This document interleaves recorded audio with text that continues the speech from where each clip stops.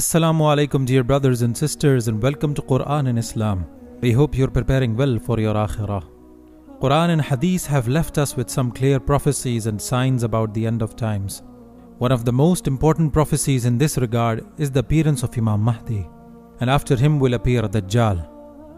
One hadith narrated by the great Sahabi, Thawban, may Allah be pleased with him, who narrated that Prophet ﷺ said, "Three men will fight one another for your treasure, each one of them the son of a caliph, but none of them will gain it. Then the black banners will come from the east, and they will kill you in an unprecedented manner." Then he mentioned something that I do not remember. Then he said, "When you see him, then pledge your allegiance to him, even if you have to crawl over the snow, for that is the Caliph of Allah, the Mahdi." Now that many of the signs of appearance of Imam Mahdi has been fulfilled, an interesting situation has set up. The kings of Saudi can see these signs too, and they are trying their best to save and protect their rule. Let's see what these signs are and how the Saudi royal family is trying to cope with them. But remember, brothers and sisters, absolutely no one can possibly fight or prevent what Allah has decided to do. As Muhammad bin Salman is taking all the steps to prevent it, people believe that the three brothers that will fight for rule according to the hadith have some connection with him. King Salman has three sons, and rumors already tell us that he had appointed them to important positions to bring an end to their fight. The three brothers demanded their father to distribute his rule and authorities before dying. They could not wait to rule. Why is the Arab government, mainly Muhammad bin Salman, trying so hard to save the Saudi Arab? With the recent changes in climate, Saudi Arabia has also started to experience abundant rainfalls.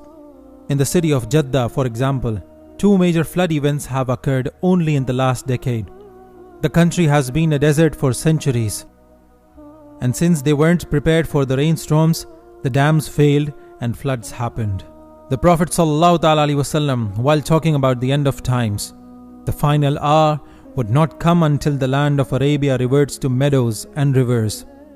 These rainfalls also mean that the desert of Saudi Arabia is going to have greenery and plantations. Isn't this unbelievable? Michael Petraglia, talking about the archaeological Green Arabia project, says in an interview, "We looked at satellite images and found that there are literally thousands of ancient rivers that crisscrossed Saudi Arabia. We also now count 10,000 ancient lakes." Civil war has been going on in Syria for the last 11 years and has destroyed a huge portion of the country. The Jews will take over all these areas, including the areas and cities of Saudi Arabia. As the Holy Prophet Muhammad ﷺ has said, when Syria gets destroyed, expect no khair for yourself. According to the hadith, some powerful non-Arab countries will ban Iraq from trading and taking taxes close to the end of times. Roman countries will ban Syria from trading, and it will eventually be destroyed. All these prophecies have been fulfilled to some extent, and all of them point toward the appearance of Imam Mahdi. As predicted by the hadith, there will be the downfall of the Arab countries by the hand of Jews, the present Israel. Medina will be the only city to contain and protect those with Iman. If you look at the present day scenario, the downfall of Arab countries has already started to happen. Transportation and industry has switched to solar and electric sources of energy, and oil and petrol prices have declined in the international market. These Arab countries had nothing but oil reserves to rely upon. We see desperate measures in Saudi Arabia taken by the present government. They are making strong relations with Israel and the Western countries to trade with them.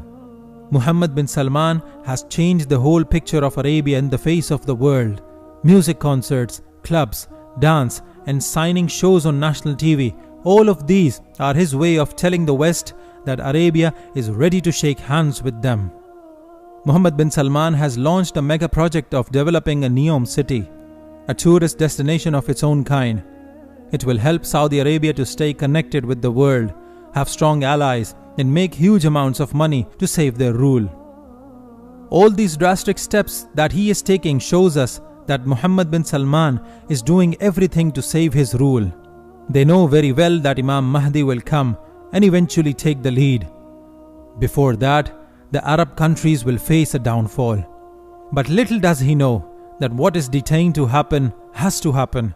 No matter how many friends they make in the West or how many investors they bring into their country, the prophecies of Allah and His Messenger Muhammad sallallahu ta'ala alayhi wasallam will come true. May Allah grant us the tawfiq to prepare well for the last day. Don't forget to subscribe to the channel and hit the bell icon so that you don't miss an update. Till next time, Assalamu alaikum wa rahmatullahi wa barakatuhu.